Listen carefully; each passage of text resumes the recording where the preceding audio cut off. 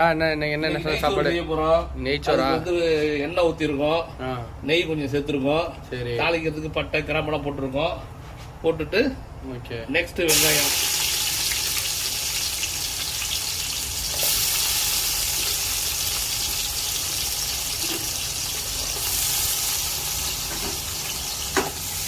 வெங்காயம் லைட்டாக ஒரு வதக்கம் தம்பி. வெங்காயம் நிறைய நாள் வதக்க வேண்டியது இருக்குது. சரி, ஒரு கொஞ்சம் தூரம் வதக்கலாம் போதும். சரிங்களா? நெய் சோறு இருக்கிறதுல செய்யறது ரொம்ப ஈஸி. புலவு சோறுன்னு சொல்லுவாங்க. ரைட்டுங்களா? Okay okay. செஞ்சுட்டு பட்டு பாருங்க, ஒரு 4 பச்சை மிளகா போடுறோம். போட்டுட்டு அவ்வளோதான். வெங்காயம் லேசாக வதக்கினா போதும். லேசாக வதக்கினா போதும். நெக்ஸ்ட்டு இஞ்சி பூண்டு எடுக்கணும். இஞ்சி பூண்டு மெயினாக. சரிக்கா. மெயினாக இஞ்சி பூண்டு கொஞ்சம் வதங்கணுன்னா ரொம்ப சிம்பிள், ஒன்றும் பெரிய கஷ்டம்லாம் கிடையாது. இஞ்சி பூண்டை வதங்கணுன்னா நெக்ஸ்ட்டு இந்த கொத்தமல்லி புதினாலாம் போட வேண்டியது அதில். சரிங்களா? சரிங்கக்கா.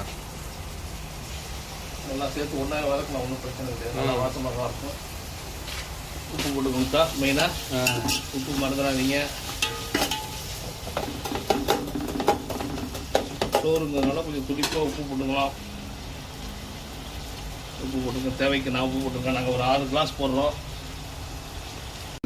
அடுத்து தயிர் தம்பி. கண்டிப்பாக நெய் சோறுக்கு புலவு சோறுக்கு கண்டிப்பாக தயிர் ஊற்றணும். தயிர் ஊற்றினா தான் புலவு சோறு சிறப்பாக வரும். சரிங்களா?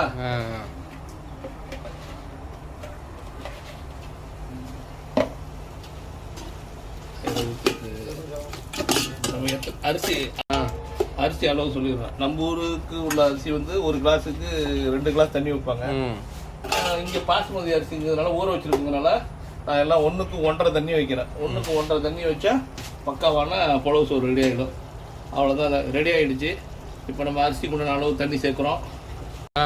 அரிசியா பார்த்தா 6 கிளாஸ் அரிசி நாங்கள் அளந்து வச்சுருக்குறோம். 6க்கு 7.5 கிளாஸ் தண்ணி ஊற்றுறோம். நாங்கள் இதான் அளந்த கப்பு.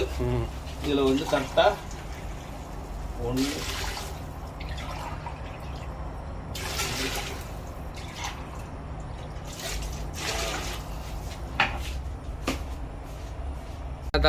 தண்ணி சூடாயிடுச்சா? நல்லா கொதி வந்துட்டு பாருங்க. நல்லா கொதி வந்துட்டு இந்த டயத்தில் நம்ம அரிசியை போடுறோம். பார்த்துங்க. அரிசி போடுங்கதா. அரிசி போடுறோம் தம்பி.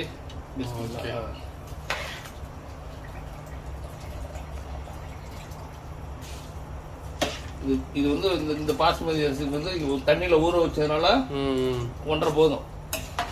சூப்பராக வந்துடும். 1.5 நல்லா இருக்கும். சரியா? ஆனால் நம்ம ஊரில் பொன்னி அரிசியில் போடுவாங்க. ஆனால் 2 தான் போடுவாங்க. அது 2 3 சின்ன சின்ன அரிசியாக இருக்கும். அது 2 பாசுமதி 1 போட்டால் நல்லா சிறப்பாக வந்துடும். சோறு முடிஞ்சிருச்சான்னு பார்ப்போம். பாருங்க, அழகாக சோறு முடிந்து விட்டது. அவ்வளோதான். அப்படி போட்டு தம்மில் போட்டுருவோம். சூப்பராக